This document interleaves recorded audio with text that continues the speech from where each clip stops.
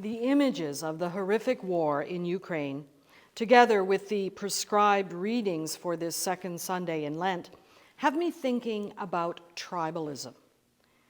My first temptation was to ignore the first reading from Genesis.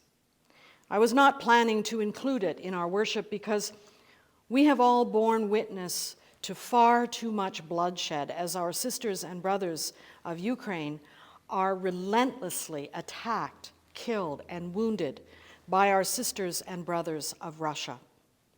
This week, I have heard the word unimaginable uttered by pundits and friends alike, and each time it is expressed, I want to scream.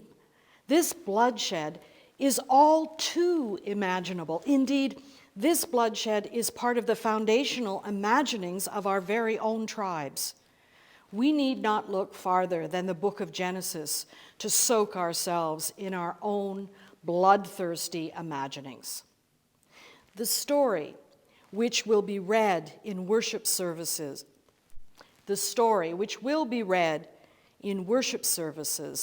in most of the mainline Christian churches this very Sunday, is a foundational myth about the patriarch of the world's three powerful religions: Judaism, Christianity, and Islam. Our foundational myth from the 15th chapter of the book of Genesis goes like this. The word of Yahweh came to Abram in a vision. "Fear not, Abram. I am your shield. I will make your reward very great." Abram said, "But my sovereign, my God, what good are these blessings to me so long as Sarai and I will die in disgrace? My only heir is a foreigner who lives in my household, Eleazar of Damascus. Since you have given me no offspring," Abram continued, "an attendant in my house will be my heir." Then the word of Yahweh came to Abram and said, "This person will not be your heir. Your heir will be of your own flesh and blood." Then God took Abram outside and said, "Look up at the sky and count the stars if you can. As many as that you will have for descendants." Abram believed Yahweh, and God accounted it to Abram as righteousness. Yahweh said to Abram, "I am Yahweh, who brought you from Ur of the Chaldeans to give you this land as a possession." Abram asked, "Sovereign God, how am I to know that I will possess it?" God answered, "Abram, bring me a heifer, a goat, and a ram, each 3 years old, and a turtle dove and a young pigeon." Abram brought all of these, cut them in half, and placed each half opposite the other, except the birds which he did not cut up. Birds of prey swooped down on the carcasses, but Abram drove them away. As the sun was about to set, a trance fell over Abram, and a deep, terrifying darkness enveloped him. When the sun had set, it was dark. A smoking brazier and a flaming torch appeared, which passed between the halves of the sacrifices. On that day, Yahweh made this covenant with Abram. "To you and your descendants I give this land, from the river of Egypt to the great river, the Euphrates, the land of the Kenites, the Kenizzites, and the Kadmonites, the Hittites, the Pezerites, Rephaim, the Amorites, the Canaanites, and the Gerashonites, and the Jebusites." Here ends the reading. This is not the gospel, not because it is the first reading assigned for this day, but because it is not good news for anyone at all. There's something about those bloodied, split, rotting carcasses which sealed the deal between God and Abraham that makes me wonder about the nature of the God we have projected into the heavens and ask, have we evolved at all? This foundational myth portrays the mystery which we call God as a God who promises to his chosen people a deal which reduces this God to little more than a churlish player in humanity's game of tribal rivalry. I am aware that in the evolution of humanity, tribalism has often served us well. I would even go so far as to agree that tribalism continues to serve us well. New people to meet can be exciting, or it can be frightening. Taking comfort with your own people is wonderful, but taking too much pride in your own kind is dangerous. One minute you're cheering for your team, the next minute you're hurling insults at the other guy. And one too many insults, and the next thing you know, you're at war. A little tribalism is a good thing, but how much tribalism is too much? Tribalism is a basic human survival instinct. Tribalism is lodged deep within our psyche. It has been from the very beginning of time, right there, deep within us. Tribalism is part of our primordial selves. Tapping into this basic human instinct can mean the difference between survival and death. Tribal thinking exists on almost every level of human life, from the international to the local, from the congregational to the denominational, from the denominational to the religious. Attack a human on any level, and that human will resort to instinctive behavior. When threatened, humans have two basic instincts, fight or flight. And the choice between the two often comes down to tribalism. If you have enough people to back you, you'll probably choose to fight. Not enough people to back you, and you'll probably choose flight. Humankind has evolved a great deal over the centuries, but we haven't evolved very far from our basic instincts. You don't have to scratch a fan too deeply to find the primitive tribal mentality. Tribalism is seen in the way we portray our rivals. Sporting competition is all well and good, but when tribalism is carried to its worst possible conclusion, wars break out.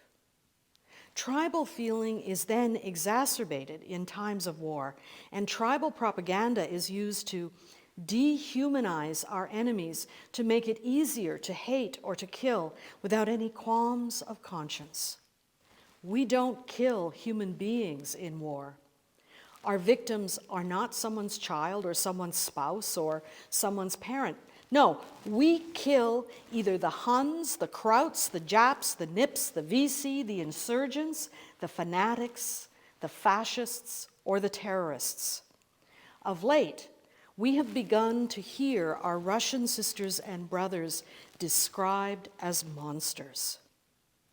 There is within us all a basic, dominant, intrinsic fear of those tribes different from our own, a predisposition to be on guard against them, to reject them, to attack, and even to kill them. This tribal tradition arises out of our deep-seated survival mentality, and it feeds something at the heart of our insecure humanity. We are tribal people to our core. Far more than we will consciously admit, the religions of the world, including Christianity, rise out of and sustain our tribal thinking. Religions are all too often very deep expressions of a tribal mentality which worships a tribal God. Our foundational myth is the story of Abraham, a wandering Aramaean, who is about to become the father of many nations. Abraham has a vision in which his God promises to give him descendants as numerous as the stars in the sky if Abram only promises to worship Yahweh as his only God. To seal this promise, the God of Abraham enacts an ancient tribal custom common in Mesopotamia. Centuries ago, in the days of our ancestors Abraham and Sarah, custom dictated the appropriate manner in which a bargain was to be sealed. When two parties entered into an agreement, a covenant, they would take a bunch of good-sized animals representing their own wealth and stature in their community. They would slaughter these animals, sever them into halves, clear a path between the pieces, and require each partner to the agreement to walk between them as a sort of self-curse, kind of like cross my heart and hope to die, stick a needle in my eye. By passing through the severed bodies of the animals, each partner says in effect, "May the same thing happen to me if I do not keep my word." The whole thing sounds so very barbaric to our modern ears. But this story is part of the foundation of the narrative which begins the narrative of Yahweh's covenant with the self-described chosen people. The last two verses of this story are not usually read in church. The crafters of our lectionary leave them out, perhaps because they are so very offensive. But I would argue that we must include the names of these peoples because it is important for us to remember that tribalism permeates our foundation myths. When the sun had set and it was dark, a smoking brazier and a flaming torch appeared, which passed between the halves of the sacrifices. On that day, Yahweh made this covenant with Abram. To your descendants I give this land, from the river of Egypt to the great river, the Euphrates, the land of the Kenites, the land of the Kenizzites, the land of the Kadmonites, the land of the Hittites, the Pezerites, Rephaim, the Amorites, the Canaanite, the Girgashites, and the Jebusites. As difficult as it is to say these names, we must remember that these people were driven from their land. The promised land, the land which this image of the divine promised to the chosen people, was not some vacant lot somewhere waiting for inhabitants to come and enjoy the bounty of milk and honey which flowed there. The promised land was inhabited by many tribes, tribes who worshipped other gods, and there have been wars and rumors of war in the promised land from that day to this. The image of Yahweh painted by this story is not particularly glorious if you are anything other than the chosen people. The Kenizzites, the Kadmonites, the Hittites, the Perizzites, Rephaim, the Amorites, the Canaanite, and the Girgashites, and the Jebusites rue the day Yahweh chose the descendants of Abram over them. This image of a tribal god is offensive to our modern ears. We much prefer the more evolved image of God, which Jesus paints in the gospel text prescribed for this Sunday, where Jesus says, "Jerusalem, O Jerusalem, you kill the prophets and stone those who are sent to you. How often I have wanted to gather your children together as a mother bird collects her babies under her wings, yet you refuse me." This mother hen god is a far cry from the Yahweh of Genesis.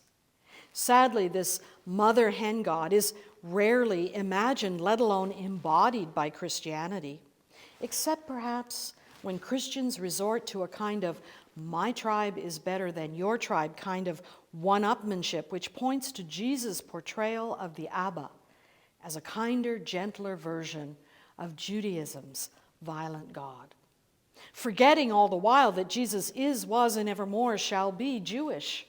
Not to mention the fact that this Jewish Jesus is hailed by the vast majority of Christians to be the blood sacrifice sent to appease their very own image of a violent divinity, a scapegoating father willing to send his own beloved son to be murdered.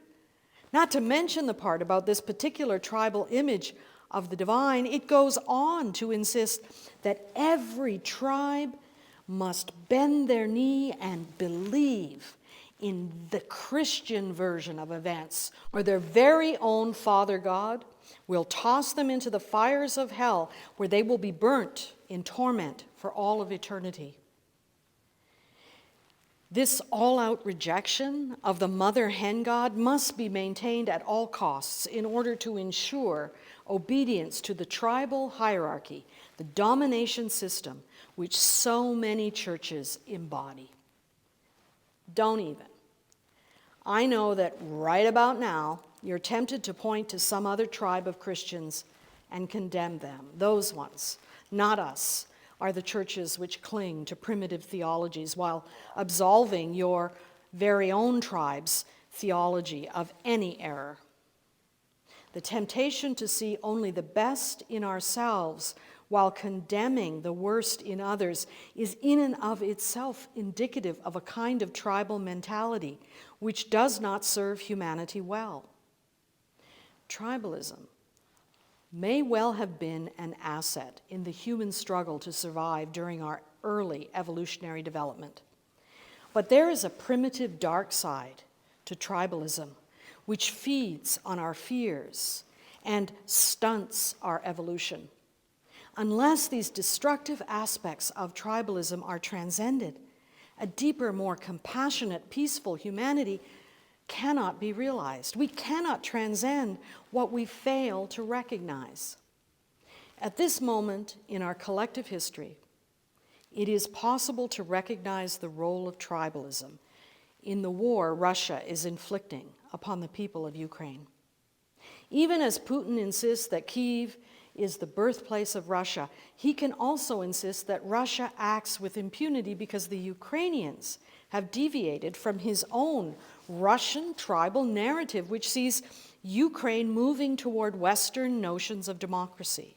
This threat to Putin's tribal insistence upon compliance is further aggravated by the Ukrainian Orthodox Church's perceived defiance of the Russian Orthodox Church's claim to authority. Religious, political, economic, ethnic, cultural, and military expressions of one tribe versus the religious, political, economic, ethnic, cultural, and military expressions of another tribe are propelling the whole world toward the possibility of a kind of violence which is based on the threat of mutual annihilation. As our worst fears escalate our desire for peace, we in the West are quick to recognize an affinity with the religious, political, economic, ethnic, and cultural expressions of the Ukrainian people. So we quickly mobilize everything we deem to be safe for us to mobilize in order to offer comfort and support to Ukraine, while never once recognizing the ways in which our own tribal instincts have been aroused.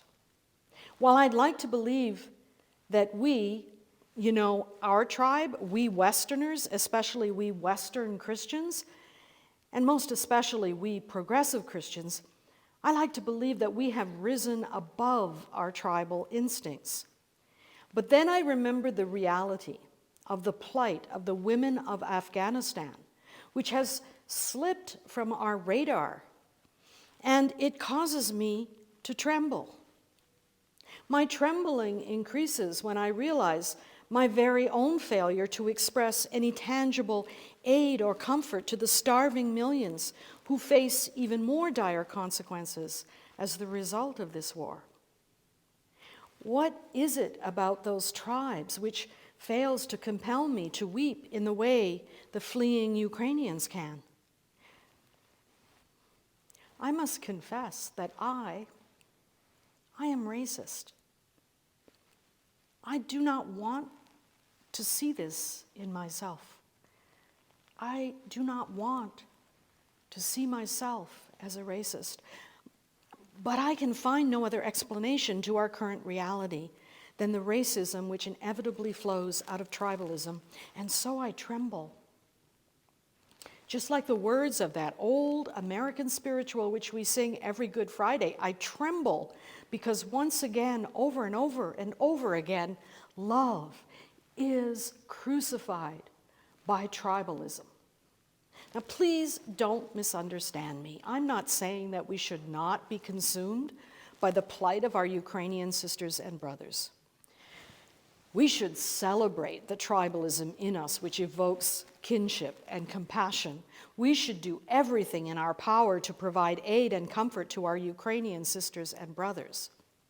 What I'm saying is that we should also do everything in our power to provide aid and comfort to our Afghani, our African, our Syrian, our sisters and brothers in Myanmar, and yes, everything we can to provide aid and comfort to our Russian sisters and brothers. I'm not there yet. I still hesitate at the thought of providing aid and comfort to the enemy. I have much to learn about what love for our enemies looks like. But if humanity has any hope at all of becoming all that we are created to be, I must learn that it is not either this tribe or that tribe. Escaping our destructive tribal mentalities and the inherent racism which flows from tribalism is not an either-or equation.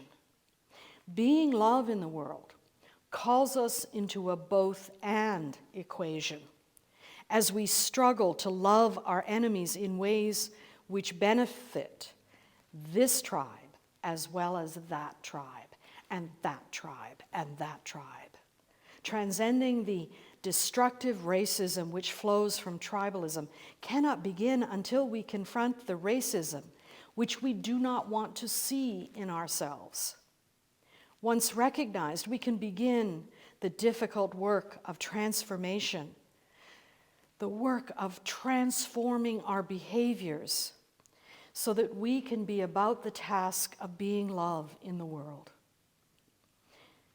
The three world religions which look to Abraham, Sarah, and Hagar as the founders of our faith, we bear a special responsibility to transcend our tribalism.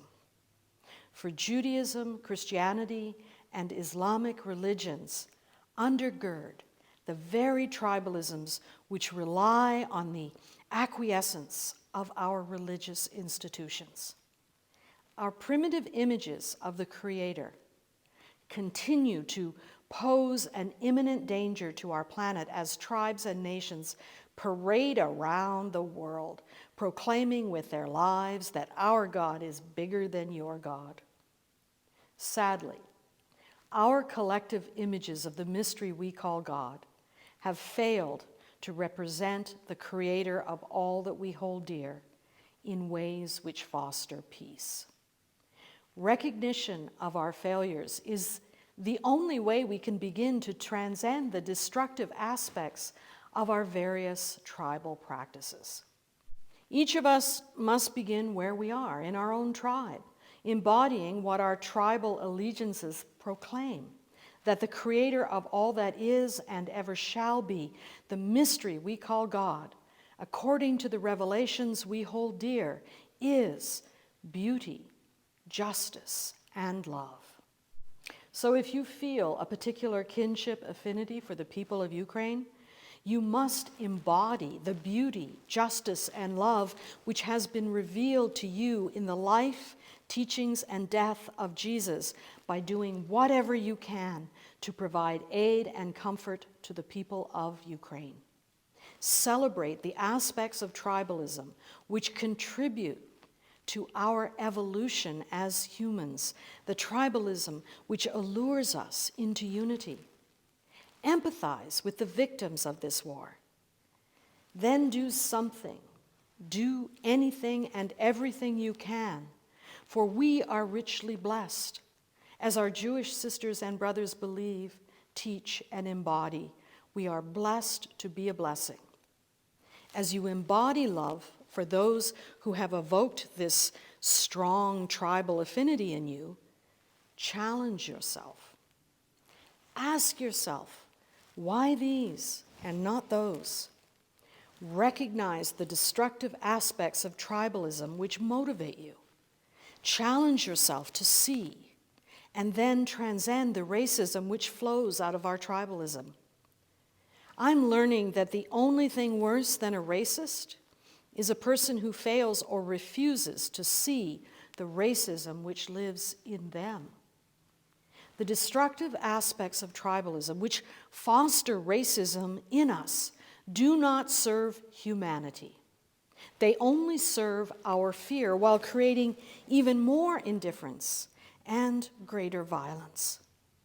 We who are privileged to live in safety, we must challenge ourselves to transcend the racism which motivates both our indifference and our compassion by challenging ourselves to also provide aid and comfort to a tribe we feel no affinity for. We must empathize with the victims of war, all wars, and then we must do something, anything, everything we are able for them, for those others, for the ones we feel little or no affinity for. For we are richly blessed, and as our Islamic sisters and brothers proclaim with their almsgiving, charity is pleasing to the divine, for the divine is charitable. Charity comes from the word which means love. Love is of the divine. So be love, for you are made of the divine. You don't have to do it all, but you have to do something. We are called to be love in the world. Love to the members of every tribe, every nation, every clan, and every people. Friend and foe alike. We are blessed to evolve into the embodiment of the mother hen God, embracing and enfolding, tutting, clucking as we gather together the children of the divine to provide aid and comfort to every tribe and nation, friend and foe alike.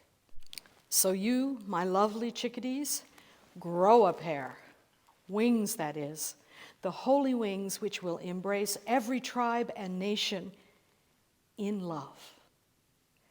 Be that love in the world.